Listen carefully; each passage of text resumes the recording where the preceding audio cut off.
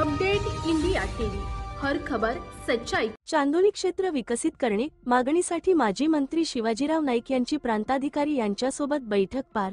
चांदोली क्षेत्र विकसित करणे तसेच चांदोली अभयारण्य व्याघ्र प्रकल्प अशा विविध मागणीसाठी माजी मंत्री शिवाजीराव नाईक यांची प्रांताधिकारी तसेच वरिष्ठ अधिकाऱ्यांसोबत आज शिराळा तहसीलदार कार्यालय येथे बैठक पार पडली। यावेळी प्रांताधिकारी तसेच उपविभागीय अधिकारी श्रीनिवास अर्जुन साहेब, तहसीलदार सौ श्यामला खोत मॅडम, फॉरेस्ट सब डिव्हिजन ऑफिसर बिसे, भूमिलेख अधिकारी देवकर, पीडब्ल्यूडीचे सुतार, पंचायत समितीचे पाटील, मणदूरचे माजी सरपंच वसंत पाटील तसेच चांदोली परिसरातील नागरिक उपस्थित होते। सांगली जिल्ह्यामध्ये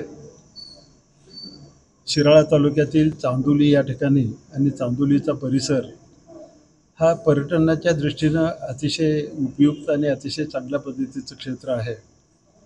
चांदोली या ठिकाणी वारणा धरणावर फार मोठं असं धरण आणि त्याच्या धरणाच्या बॅकवॉटरमध्ये मोठा जलाशय आहे।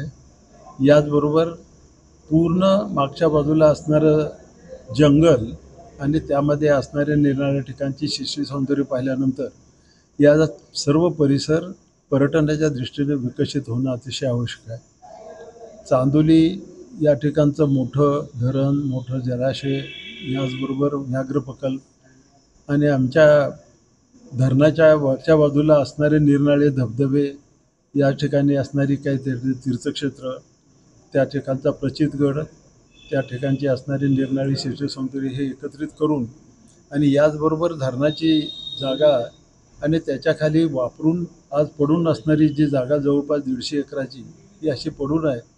हे सर्व क्षेत्र एकत्रित करून ते पर्यटन विभागाला हस्तांतरित करणं आणि पर्यटन विभागाने त्या ठिकाणी असणाऱ्या निरनिराळ्या पर्यटन उपयुक्त अशा निरनिराळ्या योजना साकार करणं या संदर्भाची चर्चा आज माननीय जिल्हाधिकाऱ्यांनी आमच्या वाळवा विभागाचे प्रांत ऑफिसर यांना बैठक घेण्यासंदर्भात सूचित केलेलं होतं।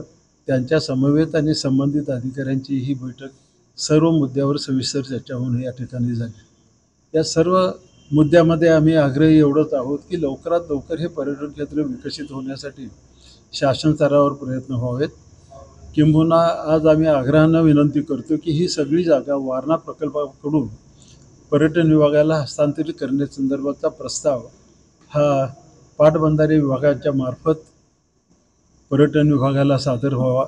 पर्यटन विभागाने ही जमीन आपल्या ताब्यामध्ये घ्यावी आणि धरणाच्या खाली एक मोठी अशी पैठणच्या धर्तीवर एक बगीचा डेव्हलप करणं, त्या ठिकाणी निरनिराळ्या पद्धतीनं मत्स्यव्यवसायाचा मत्स्यवाढीच्या संदर्भात एक प्रकल्प त्या ठिकाणी कार्यरत आहे, त्याला जोडून मत्स्यालय तयार करणं आणि इतर काही ज्या गोष्टी आहेत की त्या भागातल्या लोकांच्या हाताला काम मिळण्याच्या संदर्भात सुद्धा उपयुक्त गोष्टी करणं आवश्यक आहे आणि त्यासाठी आजची ही महत्त्वपूर्ण बैठक घेण्यात आली।